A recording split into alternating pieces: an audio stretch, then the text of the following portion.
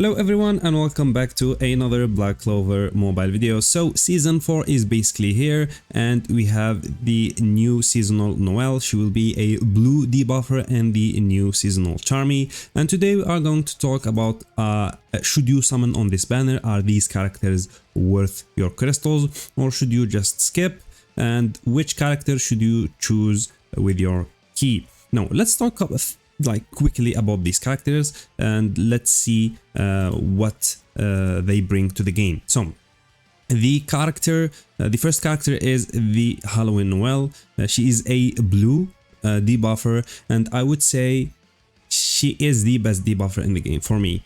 We will read her kit and we will understand why. So her skill number 1 is a single target that extend the debuff duration on an enemy. So if an enemy has a stun on him, you use your skill number 1 and that debuff duration will get extended by 1 turn. Very strong for a skill number 1, and also inflicts special points -1. That's basically making them they can't ult. Very good. Her skill number 2, I think this is her best skill, inflicts magical attack reduction level 3 on an enemy for 2 turns. That is reduced magical attack by 52%. That's a lot, and magical attack characters are basically the majority of the game. They are, I mean, there is a lot of them, of course, and inflicts taunt on an enemy for 2 turns. So basically, you attack an enemy, you lower their magical attack, you taunt them, and also inflicts all enemies with special points -1, and that is making all the enemy team unable to ult. Very cool. And if you have her skill page on her, it will also inflict block HP recovery for the enemy for 2 turns. Basically, they can't heal. Very powerful skill number 2. Her ultimate, it's also a single target ability that inflicts -3 special points on an enemy. Very powerful. Removes all buff on that enemy and also inflicts weapon disarm level 3. That is, damage is reduced by 34%. So we can, from just reading the skills, we can take a quick look on what this character is doing. Basically making the attacker of the enemy doing less damage, or basically just attacking her, or basically making them unable to ult. Very powerful. Her combined attack is attack after removing an enemy barrier. Just use the ult. I don't think this combined attack is worth it, but it's good. Now let's talk about her passive. Her passive is also very powerful. I would say her passive play a big role in the matches you are gonna play with her. So her LR passive at the start of the battle inflicts 40% reduced damage dealt debuff on attacker class enemy for 1 turn. So basically, if the enemy maybe have a Julius on the team, or maybe who's another powerful attacker, or maybe the Red Noelle, you will just inflict 40% reduced damage dealt, basically hindering their damage dealer for 1 turn, and this is a big debuff. You will feel it. Like Julius, maybe without this buff, maybe can one-shot your character. With this debuff, he can't. And combine that with her skill number 2 with the taunt, remove the skill points with her ultimate, remove the skill points or the special points, remove buffs, inflicts weapon disarm. You can see this character is very annoying, making the enemy team basically don't do a lot of damage, especially for the first turns. Now let's talk about her 2-star awakening passive. It says at the start of the wave, that's basically each wave, so this is very good also in PvE, inflicts 30% increased damage taken debuff on all enemies. This is a huge debuff that she does. So yeah, this character is like crazy debuffer. Like her basic kit making the enemy do no damage, and if you are going to use her and wail on her, you also will make the enemy take more damage. So yeah, this character is very good. But yeah, I would say do not summon on this banner. And I know this is tempting to get dupes on her, but just hold off. Because You know, the leaked banner that is coming after this is Black Asta, and you maybe want to use Black Asta, and she doesn't work with him all that good. But yeah, very very strong character. I mean, I would love to have it on my account, even though I mean, even if you don't use it right away, you will find a use for this character eventually in the future for PvE or for PvP. I don't think this character will get power capped. She is not a DPS, her damage will not fall off, and the thing she is doing is very very powerful. Now let's talk about her skill page. So where is the skill page? Yes, her skill page is upon taking damage, there is a 20% chance to inflict -1 skill points debuff on all enemies for rank 1. I would say this skill page, rank 1, very bad. This skill page, max rank, very powerful. So this is one of those skill pages that I would say, if you get it, use it on her. If you don't have it, don't go for it. Unless you are a whale and you are going to max dupe this skill page, it will be very very powerful. And of course, the skill page will inflict the block HP recovery on her skill number 2. I mean, her skill number 2 does a lot, and with the skill page, it will do even more. So I would say if you get it, use it. If you don't get the skill page, don't get out of your way to get it. That's yeah. So that's Noelle out of the way. And just from here, I would say just pick her with your key. Don't summon, pick her with your key, and eventually maybe use some dupes on her if you have, you know, some universal dupes leftovers. So I mean, yeah, it's not a waste. Now let's talk about Charmy. So Charmy is a red attacker.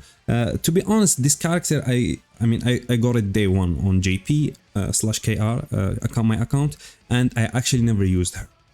I mean, she does, some unique stuff, but to be honest, and she is powerful, and you might lose to her in PvP, but I would rather use the materials or use the high investment on another character, because this character is one of the characters that need high investments to do good.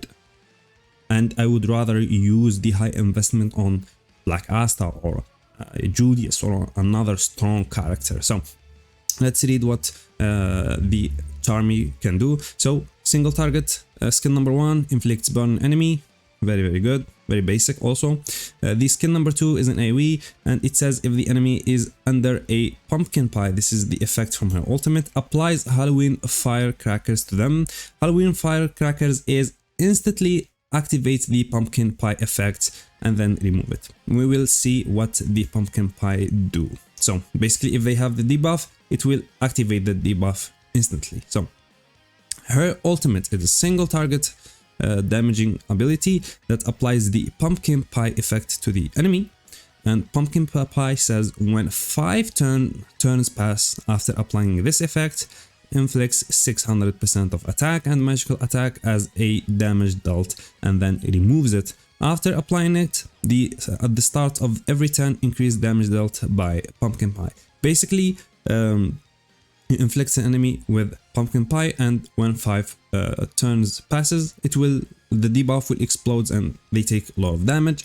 And also it says if an enemy under this effect starts their turn, transfer the pumpkin pie effect to a random teammates on their side. So basically every turn this buff will move from one enemy to another one until 5 turns it will explode. And when it moves from enemy to enemy, it will inflict the burn debuff. Also, if an enemy is under pumpkin pie effect, inflicts burn on them for 2 turns, and you can select which enemy have the pumpkin pie and just use the AoE skill number 2 and make it explode if you want to kill that character.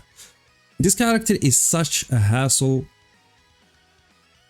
to kill a character, to kill an enemy character, and you can just use maybe Julius and ult and guarantee the kill with no hassle, no wasting your time.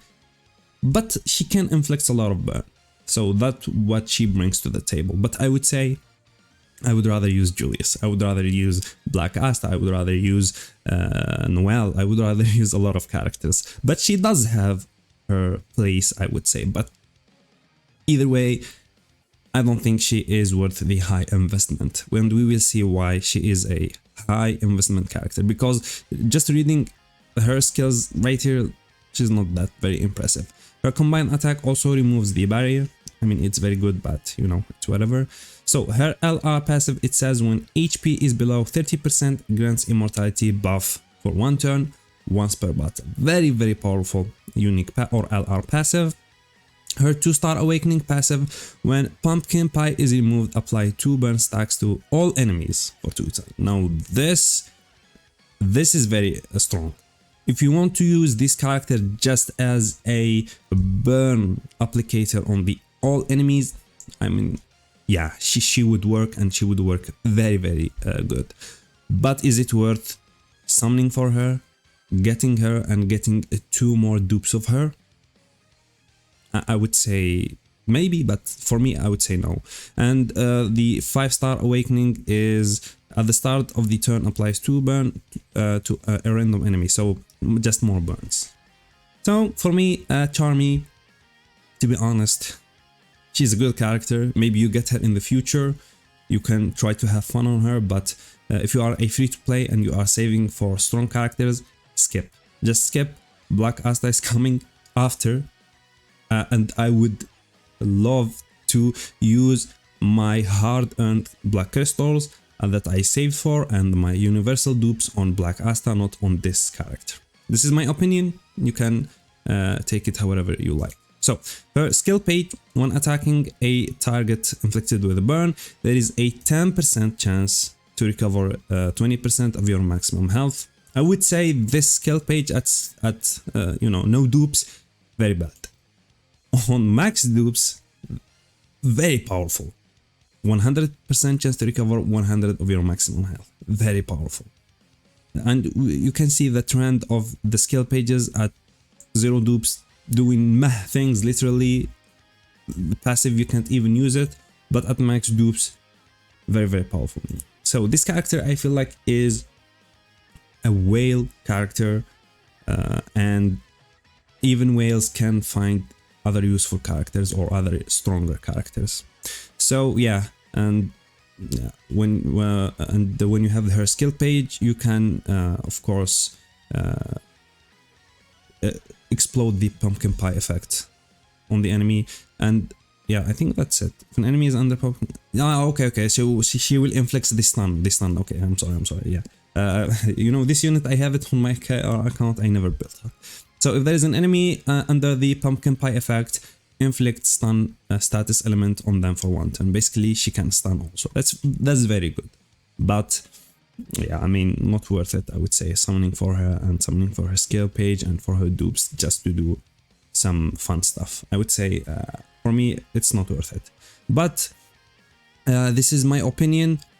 Just don't summon, skip. Black Asta is coming very, very soon, and you want him with high dupes. You want him with his skill page if you want to see big damage, impressive stuff from him. And if you are going to use your key, use it on, of course, Noelle. Even if you don't use her right way, I think you will find a use for her in the future. I feel like this character will not get power capped anytime soon. She's not a damage dealer, she's just annoying. She's just an annoying character. I hate when I face her, but she's good. She's very good.